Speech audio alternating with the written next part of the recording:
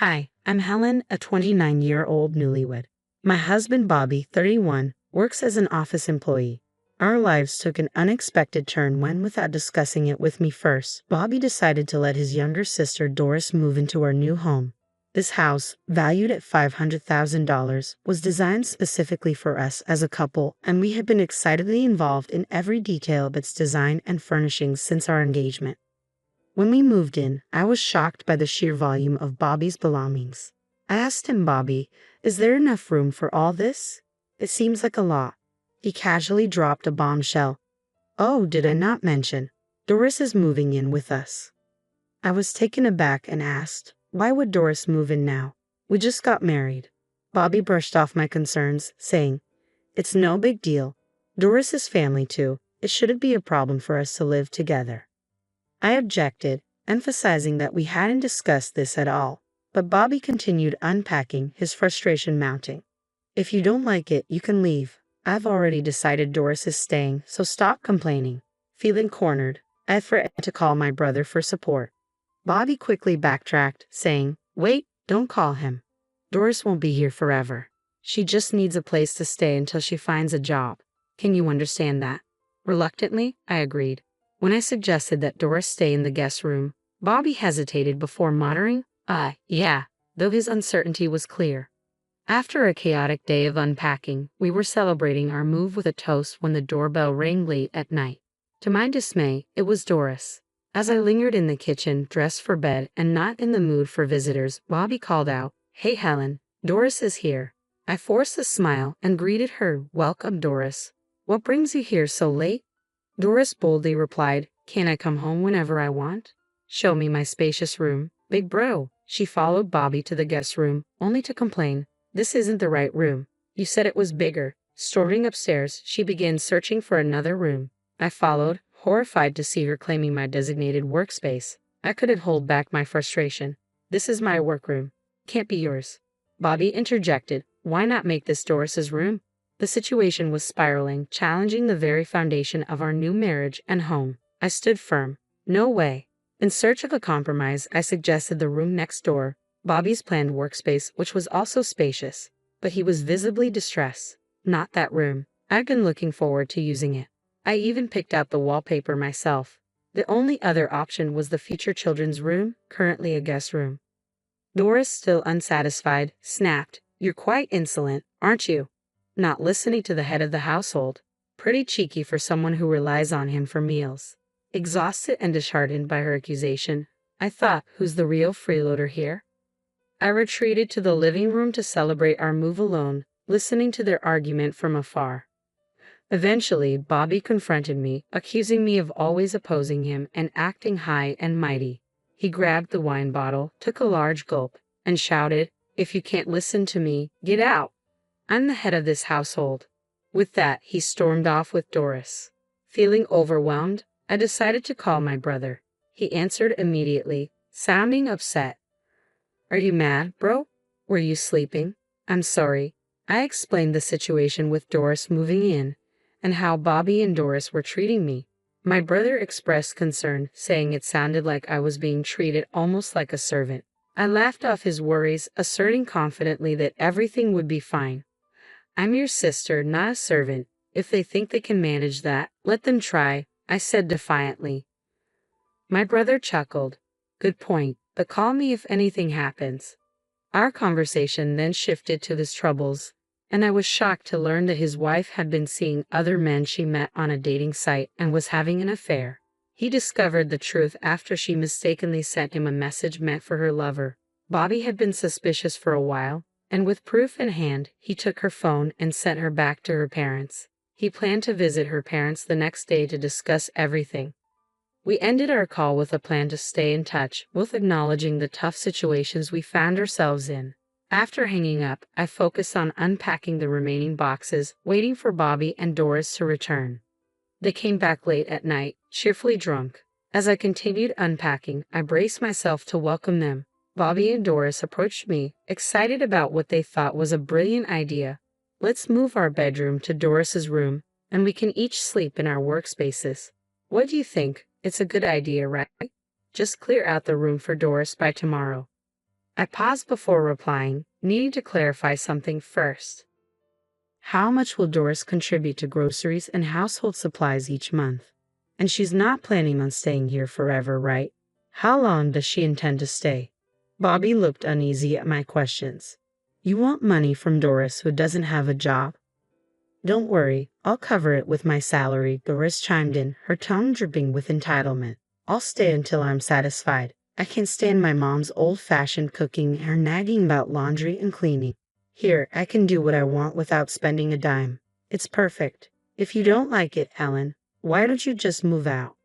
I snapped back. Then let's divide the household expenses. I'll cover my share with my income, and you can use your salary for yourself and Doris. They seemed oddly pleased with this arrangement, even as I added, and you'll need to take care of your chores. Feeling they were taking me seriously, I left a written note outlining our agreement. The next day, still worried about my brother, I decided to visit him at his office. He had taken over as the president of a construction company after our father passed away last year. Surprised to see me, he invited me in to talk. I explained the situation at home and asked if there might be a position for me at his company. Our secretary is leaving due to her husband's relocation. It's good timing, he replied, agreeing to hire me. Then he shared some troubling news that left me stunned. His wife was pregnant, but it was clear the child wasn't his. Evidence filled her phone. Messages, photos, and videos of her lovers, all of whom wanted to shirk responsibility upon learning of the pregnancy. When I asked if he was considering a divorce, he sighed. It will be tough for the kids, but I see no other option. I advised him to consult with a lawyer for a proper discussion before making any decisions. Returning home, I felt a mixture of worry and determination. I was haunted by the images and texts revealing my sister-in-law's affair. Despite knowing her as a loving, family-oriented person, her betrayal felt like losing a close friend. Tears welled up as I processed the shock when I heard persistent knocking on my door. Hey, I'm hungry. Can you make something? Doris's voice echoed through the door, but I was too stunned and drained to respond. I let her be. Moments later, my phone rang. It was my husband calling from work. Anticipating the direction of the conversation, I chose not to answer. I simply wasn't in the mood to talk. Shortly after, I received a text from my brother, asking if I could accompany him to a lawyer the following day. I replied with an okay sticker, then must have drifted off to sleep. I was abruptly awakened by my husband's loud voice. You didn't even prepare food for Doris. And you're sleeping? What's that about? He roared.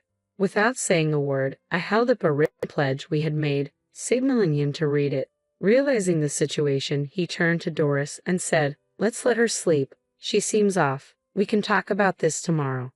I'm not sick, I'm just tired of this, I mumbled, rolling over to sleep again.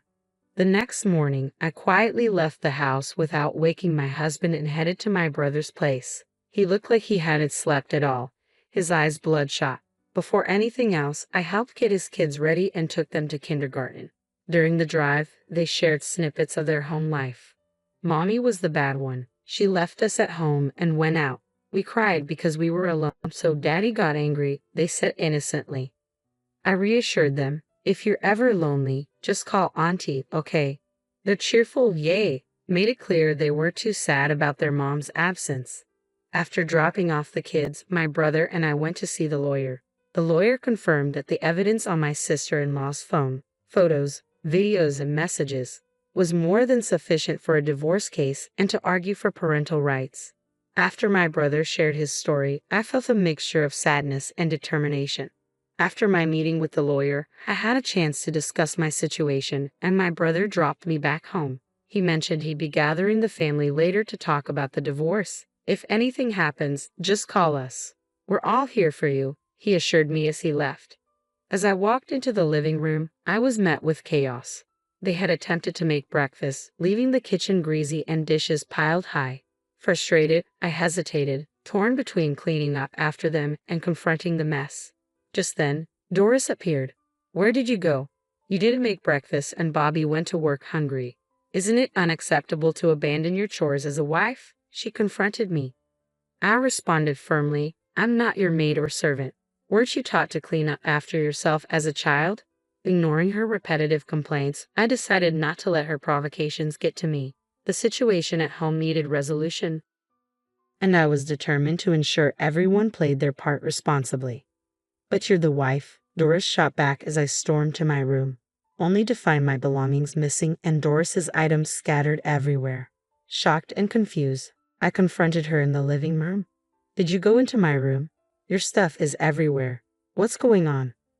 With a smug look, Doris replied, "Oh, I've always loved your room. It fits my neat and cute image perfectly, don't you think? I moved your stuff into the guest room."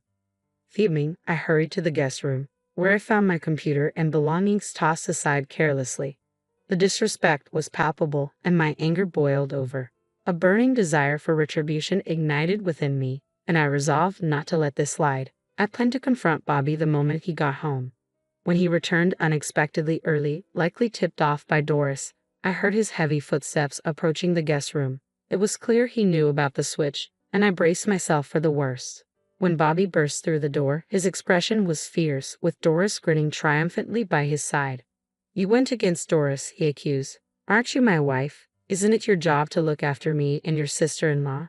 In that moment, any affection I felt for him vanished. The affection I once held for Bobby faded away as he stood there, failing to defend me or acknowledge Doris's invasive behavior. There were no calls for her to move her things back or any questions about why she was disregarding my personal space. Determined, I confronted him. "If this is how it's going to be, I'm inviting my brother over. He's never seen our house, and maybe it's time he did." Despite his usual apprehension about my brother, Bobby's demeanor shifted with Doris by his side. "Are you sure about that? If you let that thug into our house, I'll kick you out," he threatened confidently. "Go ahead, try it. I'll call my mother, my brother, and his wife to show them this place," I shot back, unflinching. His expression hardened as he warned, "Do not dare call your family. If you don't like it here, then leave." Doris chimed in with a smirk. "This is my castle with Bobby. You have no right to call anyone here. Even if your family comes, we'll just kick them out." Unfazed, I grabbed my phone. "I'll call my brother then. Maybe it's best if we live apart. You two can invite your friends and party all you want. Sounds like you prefer that."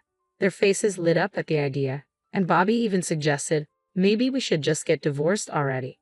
Fed up with their disrespect and stubbornness, I decided it was time to make the call. My family needed to see firsthand what I was dealing with. As I dialed, the reality of our fractured relationship hit me hard, but I was ready to take a stand.